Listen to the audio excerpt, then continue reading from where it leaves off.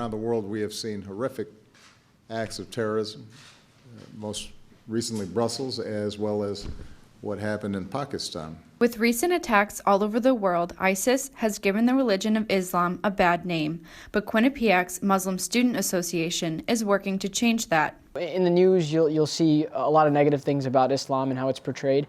And Islamic Awareness Week is to sort of counteract that and say, look, what you're listening to and what you're hearing and what you're seeing on TV is not necessarily the case. The 3-day occasion began with an event called Wear a Hijab for a Day. Hijab is a symbol of modesty and worship in the Muslim religion. Students tried one on with the help of an M.S.A. member and were encouraged to go off campus while wearing the hijab to see how the public would react. We really just want to give people the opportunity to understand what it's like in the day of a Muslim woman who wears the headscarf. There are a lot of challenges that Muslim women face on a day-to-day basis because of what they wear, because they choose to dress modestly, because they're wearing a headscarf. I have been called a terrorist before. In middle school, someone actually pulled my headscarf off, and these, unfortunately, aren't very uncommon. Professor Jennifer Sacco went off campus while in hijab and said, "People either stared at me or didn't recognize me. Someone asked if I was cold." The next day, the M.S.A. held an event called Cupcakes and Faith, which lured students in with a free cupcake while also encouraging them to take a brochure and learn about a topic in Islam. A lot of what we focus on is just trying to clear up misconceptions about Islam, and I think the best way to combat ignorance and bigotry is through education, and that's really what we try to do. And the M.S.A. understands that we're not going to change everyone's mindset in one day, right?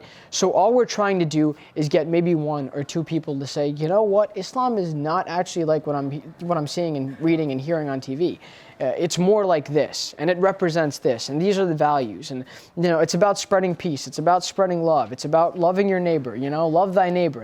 That's a common theme in every single religion, and that's really what Islam is about too. Shania Horamani was this year's guest speaker.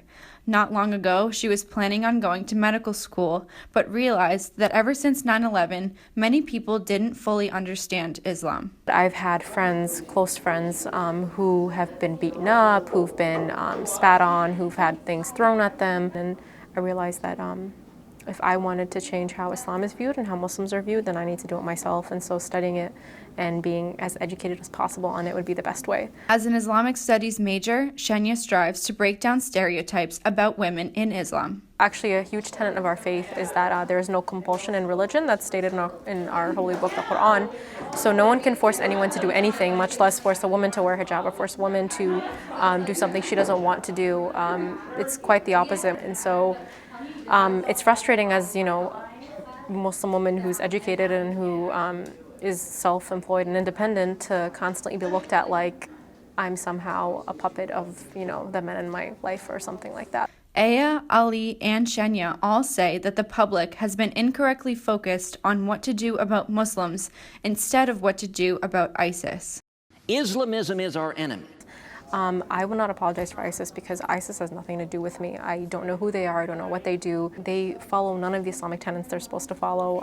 They're just Muslim by name, if even that. When Donald Trump says things like all Muslims are responsible for ISIS and Islam is the enemy and Muslims hate us, things like that are just simply incorrect. And that's an issue, right? That's a stereotype and that's a problem that we as Muslims need to take and accept and say, okay, well, we're going to break that down for people and we're going to tell them why we're not like this or why Islam doesn't hate Americans.